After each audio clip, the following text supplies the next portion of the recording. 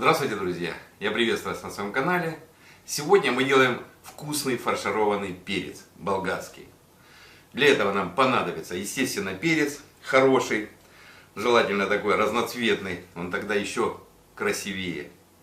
Фарш у меня здесь свино-говяжий, рис уже готовый, вареный, помидоры, лук, зелень, чеснок, лавровый лист, перец черный, соль, сметана и томатная паста по желанию. Любые специи можете взять те, которые вам нравятся. Можно добавить немного острого перчика, кто любит.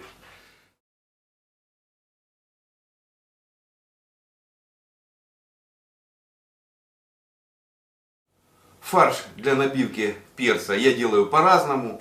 Иногда я в него крошу сырой лук, свежий. Но в этот раз я его хочу поджарить. Тогда начинка будет еще вкуснее, она будет такая насыщенная, потому что жареный лук, он такой сладенький, придает свой такой вкус и аромат. Вообще очень люблю жареный лук.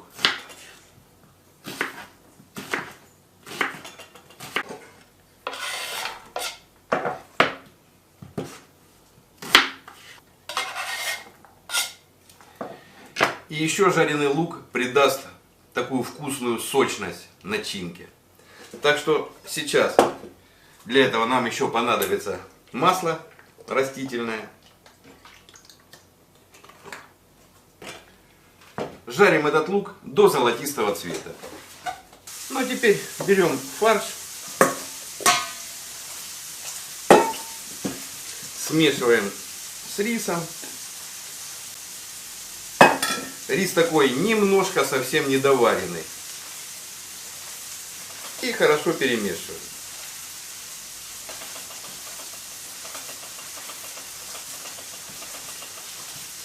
Можно сразу посолить, поперчить. И во время перемешивания еще можно подсаливать и перчить. Какие-то яркие специи я сюда не добавляю. Там всякие хмели-сунели, там еще что-нибудь такое сильно яркое.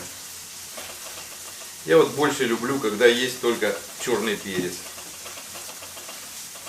Лук у меня пожарился до золотистого цвета. Я его выключил, пускай немного остывает. А пока сюда можно добавить чеснок, выдавить. Это по желанию, кто любит.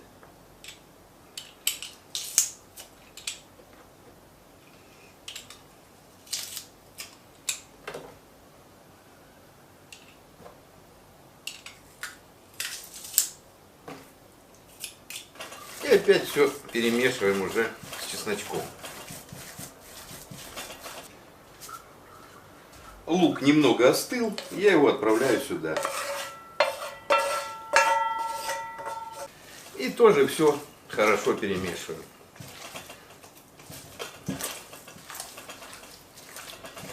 Ох, какой аромат пошел сразу от лука, прям прелесть. Очень люблю жареный лук. У меня в Югославии случай был, связанный с луком. Мы, когда на теплоходе там были на ремонте в Черногории, в Которской бухте, местечко Биела называется, там большой завод. И вот пароход наш там стоял на ремонте, и мы его охраняли там по суткам, на ночь оставались. И вечером очень есть захотелось, хотя нас кормили на заводе, очень хорошо кормили. Ну, как всегда, молодые же.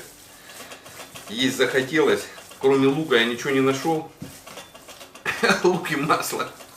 Нажарил целую сковородку лука, наверное, головок 8. И с хлебом съел. Так мне аж плохо стало.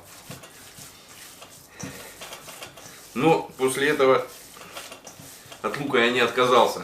Люблю до сих пор. Ну вот. Вот такой получился достаточно воздушный фарш. С рисом, с лучком. Теперь все очень просто. Берем и перчик и набиваем. Так желательно до конца, чтобы меньше было пустот.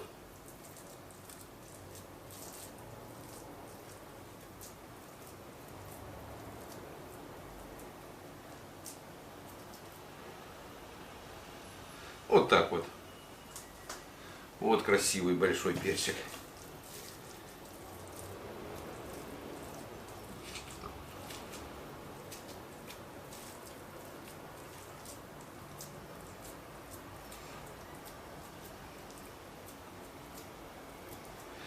Ну и вот под этот перец берем любую подходящую посуду, желательно с широким дном и желательно с двойным дном, с толстым, чтобы нагрев хорошо распределялся и чтобы это все равномерно тушилось. Ну и также набиваем все остальные перцы.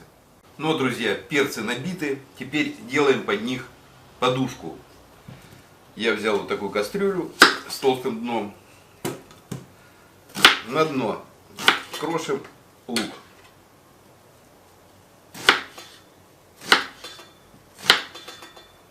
Потому что вкус такого перца еще очень сильно зависит от самой подливки, где он будет тушиться.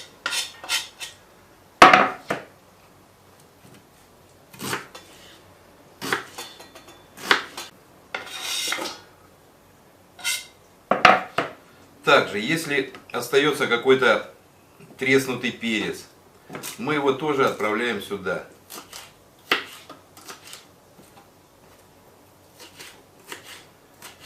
Тоже мелко крошим.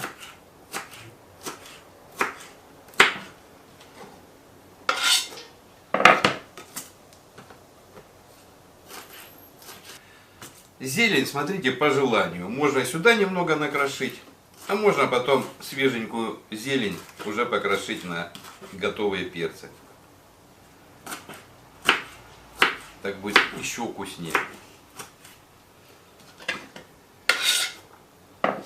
Теперь крошим сюда помидоры.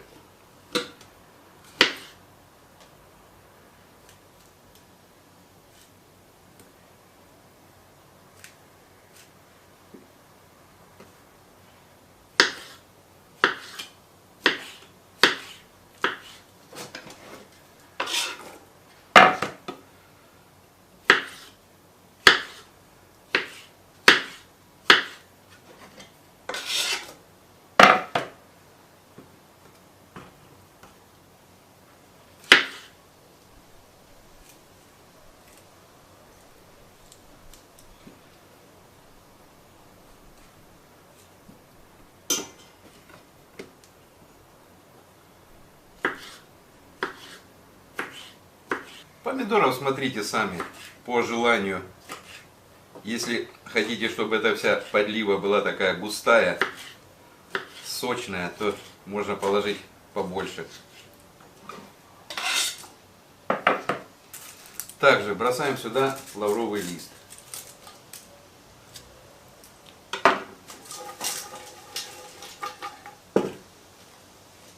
Ну вот подушка готова. Теперь укладываем сюда перчик. Хотите, укладывайте его стоя, хотите боком, это уже без разницы. Как он удобнее помещается, так и кладем. Желательно такие крупные перцы класть вниз, чтобы он дольше тушился. А такие узкие уже нужно оставить наверх, чтобы можно было там в какие-то такие узкие места их потом подсунуть. Ну вот так у меня получилось. Вот.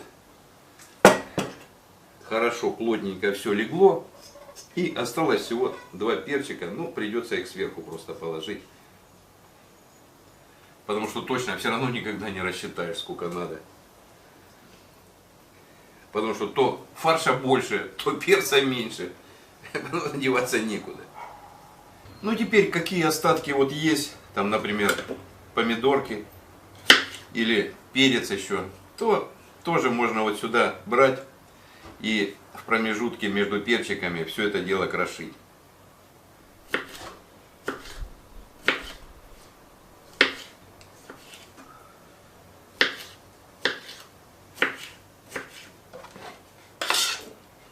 Ну вот смотрите, друзья, что получилось. Сверху я засыпал все еще помидорками. Сейчас будем делать вкусный соус для этих перцев. Теперь берем сметану и в какую-нибудь посуду ее вываливаем. Здесь у меня сметана такая достаточно густая, поэтому я ее еще разбавлю водой. И смотрите, если у вас помидоров много, то в принципе томатную пасту добавлять не стоит. Вот я сейчас добавлять ее не буду. А если мало помидоров или их вообще нет, то сюда можно еще добавить пару ложек томатной пасты. Ну вот сейчас я вот это разведу водичкой, посмотрю, чтобы это все залить по краешек. Если что, сметаны еще добавлю. Вот хорошо размешиваем, чтобы меньше было кусочков. Оно-то потом и там все разойдется, но сначала нужно все равно хорошо размешать. Теперь здесь можно все это посолить еще. Добавить смесь перцев. Там смотрите, там чайная ложка.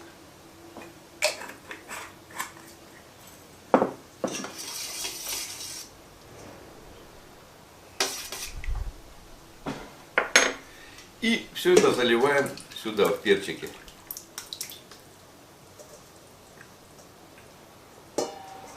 Не обязательно лить прям под горло, чтобы все закрыть полностью. Потому что еще помидоры пустят сок, сам перец пустит сок. Тут, в общем-то, сока будет еще много. Ну, нужно посмотреть так, чтобы все равно какой-то краешек соуса этого уже выглядывал. Поэтому вот я добавлю еще. В общем, по-любому уйдет вся банка. И это тоже выливаем сюда.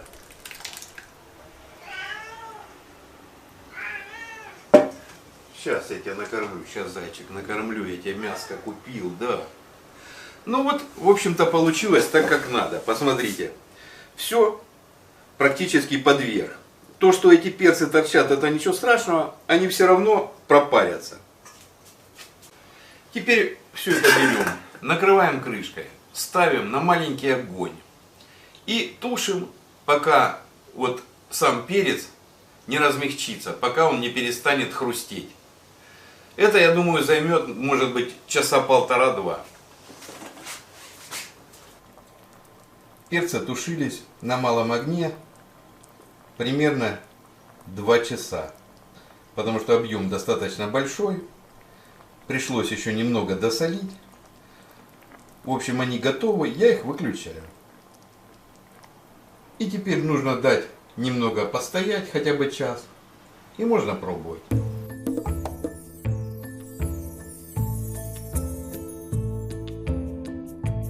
Ну что, друзья, вот такой получился перчик в сметанном соусе. Очень нежный. Я вот уже один разрезал, когда все это тут раскладывал. Внутри прям такая вот не жесткая котлета, а мягкая такая нежная субстанция. Ну, пробуем. Потому что бывает, когда много фарша такого говяжьего положишь, то внутри прям такая жесткая получается котлета.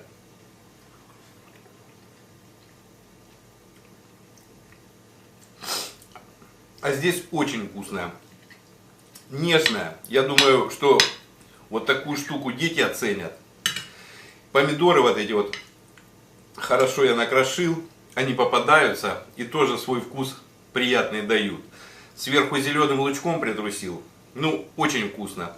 И вот эта подлива сметанная, в которой это все тушилось, она все пропитала, перцы внутри даже пропитаны. Прям вот я разрезаю, а оттуда прям аж идет этот сок.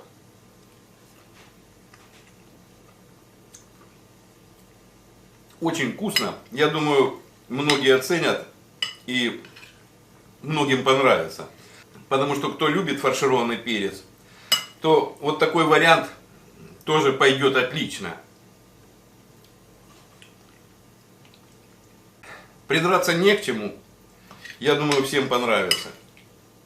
Прям хорошее, нормальное блюдо такое на каждый день. Кто любит с остреньким, отлично пойдет с остреньким. С перчиком, с чесночком. Прелесть. Пробуйте, и вам понравится.